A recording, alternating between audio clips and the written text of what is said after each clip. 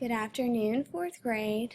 We're going to get started today learning about a new Egyptian god. His name is Set or Seth. Right before Christmas break, you did a lot of research about Ra, the god of creation.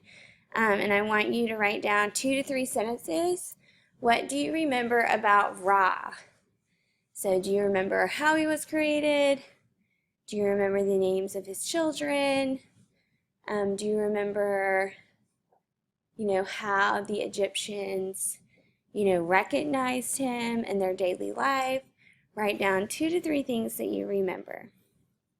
Press pause to write down your answer and play when you're ready to get started. Our focus question for today is, why is Set called the envious god? And we have 3 vocabulary words to help us out. The first one is envious. That's when you show jealousy.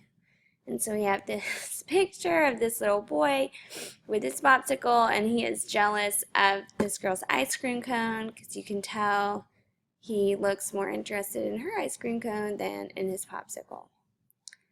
The second one is benevolent. That means when you are kind to someone. So that's this example of the second picture. And then last, we have prowl.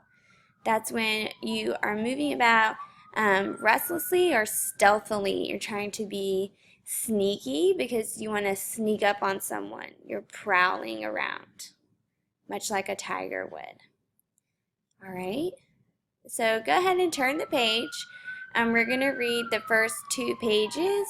And today, for this part, we're just going to focus on how you would describe the different characters in the text. And then we're going to move into focusing just on Set and what he's like. Okay? So turn in your text to that first page, and the first thing we want to do is describe Aset. All right? Who is another word, she's also known as Isis. Okay? Not Isis. Sorry. She's also known as, hang on, let me find her. Where is she? Is it Isis? Hang on. Sorry, I'm skipping ahead. That's Osiris. Where's my... There it is. Yeah, also known as Isis, not to be confused with the terrorist group. All right, so I'm at the top of our text, and we are looking for information about Aset. The goddess Aset, great-granddaughter of Ra, was beautiful in every way. Underline that, was beautiful in every way. Humans gravitated toward her naturally. She listened to the worries, hopes, and dreams of everyone, from the richest to the slaves. Underline that, she listened to humans. She listened to those that were abused and even to their abusers.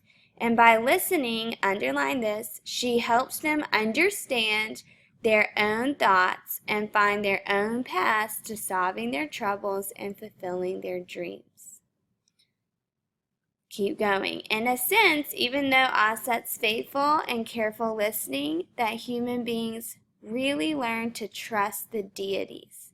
Underline that. It's because of her that humans learn to trust the deities. She wished strength and health for all of them. She wished good life. And so she wore the tajet, a girdle with a knot at the front, and carried in one hand the ankh, a small straight key with 2 straight arms and a loop on top. Both the tajet and the ankh were symbols of life. Underline that sentence. Both the tajet and the ankh were symbols of life. In her other hand, she often held a simple wooden staff. Good. So we want to describe Aset. We know Aset is beautiful, and she listened to the worries, hopes, and dreams of everyone.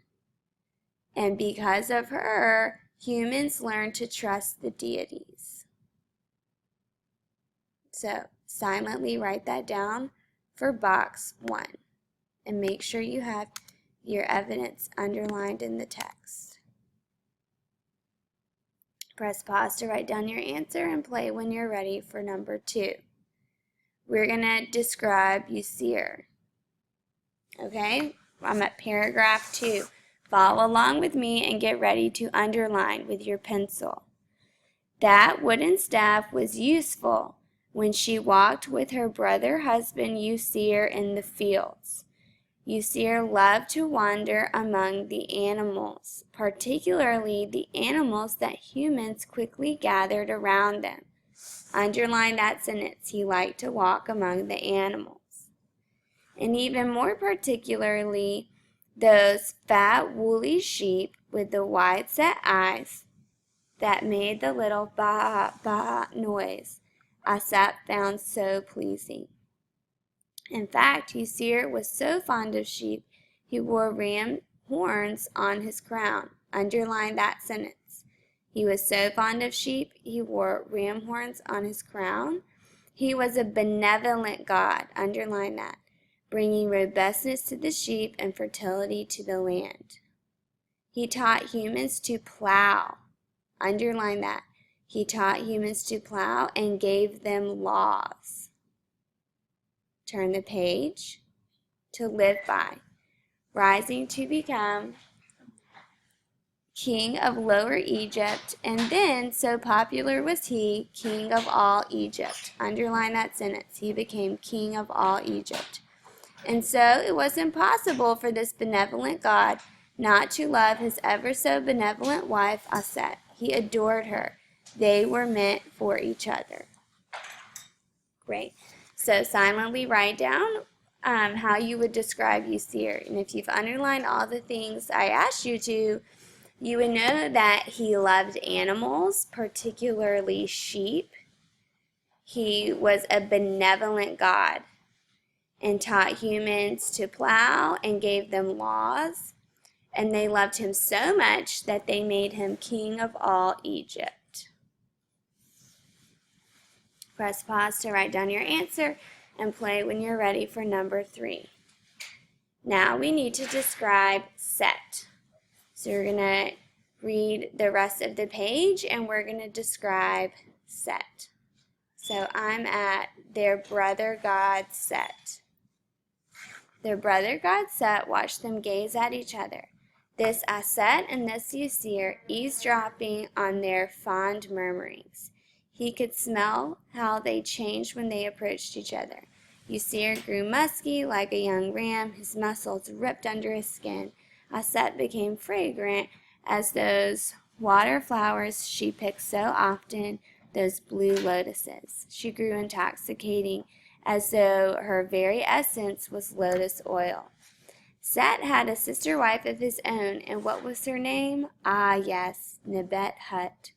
But Set couldn't think about her. He couldn't even look at her. He looked instead at Aset.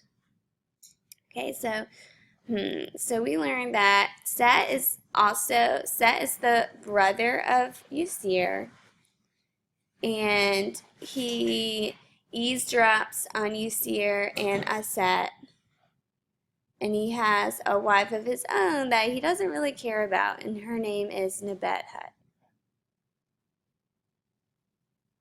Okay, and let's keep reading the next page. It says, and he looked at Usir. He looked until his eyes burned, as dry as the desert he prowled. Then the strands of envy twisted even tighter around Set's innards, for his brother Usir fawned over Set's son Inpu. Set's teeth were grimy with disgust. And Inpu, the ingrate, he responded to this attention, caring for his uncle Usir too much. He even seemed to take after him. Intolerable! It was Set the boy should love like that. So Set was glad when the boy left home to go work in the underworld. Duat. Who needed such a son around? All right, and so now we also learned that Set is jealous of Usir. This is box 4. Set is jealous of Usir. One of the reasons he's jealous is because Set's son Anpu respects Usir more than he respects Set, and that makes Set angry. Press pause to write down your answer and play when you're ready for the paragraph. Why is Set called the envious god?